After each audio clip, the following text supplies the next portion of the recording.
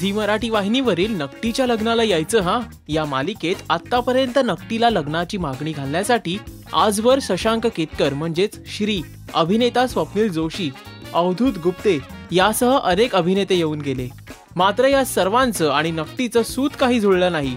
कधी नकटीने यांना रिजेक्ट केलं तर कधी आपणहून नकटीला त्यांनी रिजेक्ट केलं. आता पुन्हा आज म्हणजेच 2 मार्चच्या भागात नकटीला पाहण्यासाठी येतोय अभिनेता सागर कारंडे. या नकटीसाठी लाखात एक स्थळ आले. नमस्कार करते.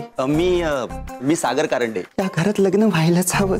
तू खरंच माझ्या काकांचा अपमान केलास? तो अपमान मी नाही, माझ्या जुळ्या भावाने केलाय, कुशलने केलाय. तुला जुळा भाऊ पण आहे ना? भाऊ आहे ना? हो. आता ही झलक पाहिल्यावरती तरी आपल्याला असं वाटतं का की नकटी अर्थात नुपूर याची आयुष्याचा जोडीदार म्हणून निवड करेल?